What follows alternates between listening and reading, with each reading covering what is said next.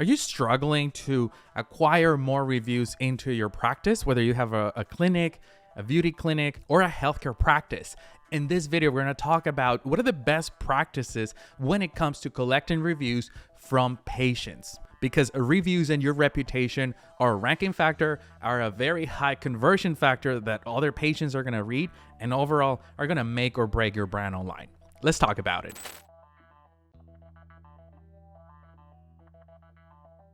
Hey, welcome back to Local SEO Unlocked. My name is Christian Hustle, and for the last 12 years, I've helped local businesses and practices grow their revenue by strategizing and bringing traffic into their doors. So in this video, we're talking about something that I'm very passionate about, all things reviews, because in the last, so far 2024, I've done a lot of testing, and I continue to see that reviews and reputation overall is a great big deal when it comes to ranking online, when it comes to ranking on Google Maps, on search, etc. It is known that reviews and reputation are being looked by your potential patients, but the fact that it's also going to help you show up higher, drive more patients into the door, makes it just a big deal. The best part of it, technically, it is very, very easy and simple to implement. You don't need to be a marketer. You don't need years of experience to start managing your review. So that's exactly what we're going to talk about today. We're actually covering the ultimate guide to collecting more Google reviews.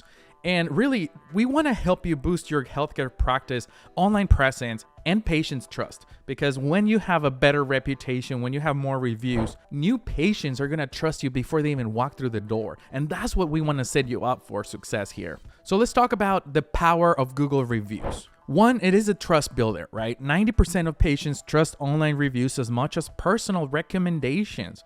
Positive feedback builds credibility instantly. Again, these reviews, your reputation online is going to help you bring patients into your online visibility. Look at your reviews, look at your reputation, look at what the experience of other patients have to say, and then they're going to make a decision to schedule an appointment or walk in or whatever the case may be for your practice. But it all starts with that online visibility, which brings me to my point number 2.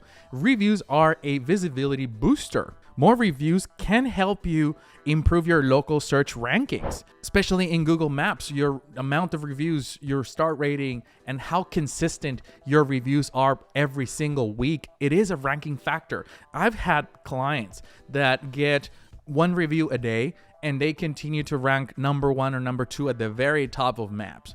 On the other spectrum, we have clients that don't necessarily get reviews for whatever reason for 4 to 6 weeks. So every 4 weeks they get one review and their rankings just continue to drop month after month.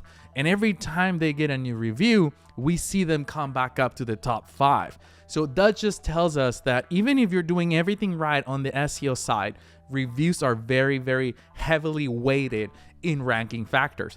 So that's why I want you to really, if you take anything from this video, take reviews seriously, right? Like, your reputation is part of your brand. Take it seriously. And number 3 is a conversion driver. Patients are 2.7 times more likely to choose practices with positive reviews. It is the same case when you're going to a service provider than when you're looking into a clinic or a practice or a health professional, whatever that may be in your vertical that you're working on, the whatever services you're offering. People are looking at reviews, right? They're looking at what is the experience of other people dealing with you as your practice or the practice that you manage. So these 3 reasons I think are pretty powerful enough for you to take your reputation seriously. And with that, let's talk about some actionable items. How can you time your review request to patients, right? When do I ask for a review? When is it the right time? How do I ask for it?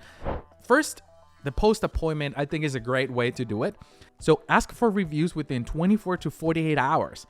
The experience is fresh in patients' mind, and so it can really help you get very helpful, very accurate reviews because they just visited your practice, right? They were just there at your office. Number 2, request reviews after positive outcomes. Requesting feedback following successful treatments, patients are more likely to share positive experience because they actually had a positive experience, right? Versus when something went wrong, probably not the best time to ask for a review, but if things go well, as I hope most of your patients do, then you can ask for reviews right after that. And then number 3, timing your review request with regular intervals. For long-term patients, maybe ask quarterly if they haven't really given you one. I think consistent feedback shows ongoing quality care as well. Now, some platforms like Google is not going to let patients add multiple reviews per quarter, but you can play with different platforms, right? Like if you know this person or this patient gave you a review on Google, maybe next quarter we ask for a review on Facebook, right? And then the following month or the following quarter, we ask for a review on doctor.com or health grades. And then you keep playing along like that. There is software out there that can help you with that, even though it sounds very complicated. The software can do all of that easily. Which brings me to multi-channel review requests. So I was talking about different platforms, right? We collect reviews in Google, we collect reviews in Yelp, in doctor.com, and a bunch of variations of platforms. But you also ask for them in different ways, in multi-channel review requests. First, in person. I'm a big fan of in person.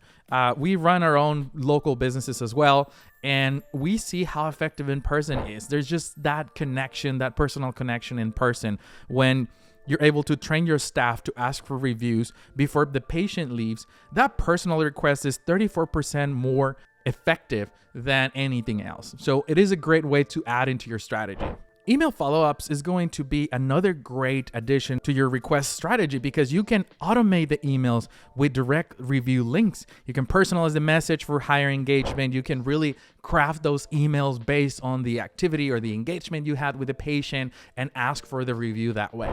The last one is text messages. I mean, SMS are quick, convenient, and 98% of texts are read within minutes, which is unheard of, right? When it comes to email, no matter how good your emails are, they may take 1 or 2 days for them to even open it. But when it comes to text, most people, including me, even if I know it's spam, I still open the text because I just need to see it. So 98% of your people are going to see your text. They're going to skim it. They're going to read it. If there's a link to leave a review and they had a good experience, they're going to click and they're just going to leave it there because it's very, very simple. And that brings me to the next point. It is all about making it very easy. Simplify the review process for your patient. If you tell them, can you go on Google, search for us, search for a practice, search for the doctor, search for my clinic, and then go down to review section and then hit the stars and then start typing your review, you lost them, right? Like it's too complicated. But in the other case, if you're able to create direct links, you're able to create very short, memorable URLs to a Google review page, and you then include that in all your communication, you're making it very easy for the patient to just click on there.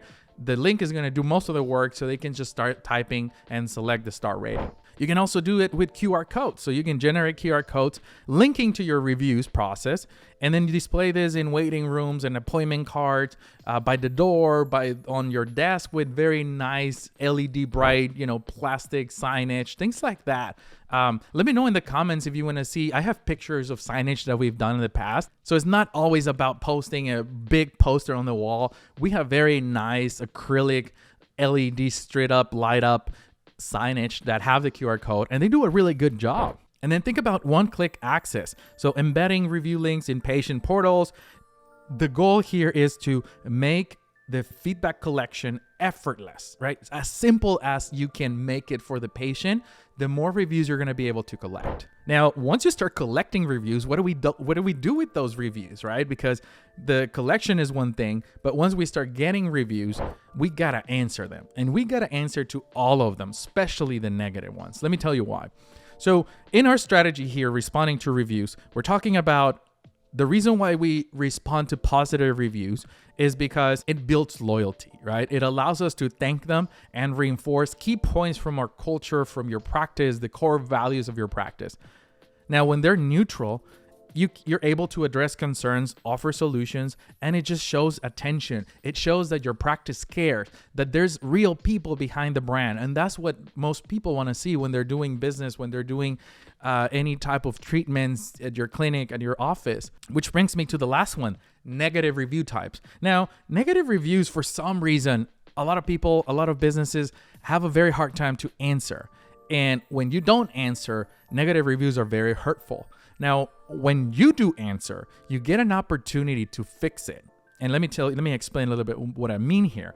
When you get a negative review, And there's a probably very long because negative reviews are easier to collect. When you have a bad experience, people are most likely to go online and just share their bad experience with the people of the world. They want everybody to know. Versus when they have a tremendously positive experience, it's actually kind of hard to get that review. But when we're talking about negative, you're able to respond to that review and clarify what happened, who's at fault, right? Like, not pointing fingers, but like, let's bring the real truth out. A lot of the times you're able to spin it around on your response to address, to apologize, to take the conversation offline, demonstrate that you care. And once that happens, right, the next prospect or the next patient that may come into your reviews and start reading, they're almost going to just skim 5-star reviews because all good things, they're going to ignore it. They're going to go to 1-star reviews and they're going to read those. And based on your answer, you're able to turn that into oh, okay, well, I get it, right? That person was having a bad day, so things went bad, but you guys have 50 positive reviews, so you know, I'm not going to let one negative review weight you down on my impression of your brand when you have 50 other good ones. Now, if you do not respond to that negative review, it's a whole different thing. It's almost like, well, they don't care, right? Like, they just left it there. They didn't say anything. They didn't try to fix it. So I don't think this brand cares about their patients. So just keep that in mind because it is crucial to be responding to all reviews equally. Now, once we are responding, we have reputation, your entire reputation management in the process. We're going to leverage your reviews for growth. What do I mean by that? You can leverage these reviews to showcase excellence. So you can display top reviews on your website, especially because you can highlight specific services and outcomes. You can track the progress, right? You can track your reputation, how it's improved over time. How many reviews have you got this last 30 days versus last year? It can really connect the dots for you, and it can help you amplify your success because you can share positive reviews on social media. You can create content, you can create testimonials, and really you can increase the reach and the patients into your doors using reviews. So with that, I hope you found value in this video, in this episode. I do have freebies for you. We do have a free checklist for Google Business Profile Optimization, Google Maps Optimization. I'm gonna drop a link in the description box if you wanna go check that out. Those are free. And then we also have some paid books and guides and blueprints as well if you wanna continue learning and you wanna take this matter seriously. Now, if you know of anybody that needs to watch this video, please tag them in the comments, smash that like button if you found it helpful.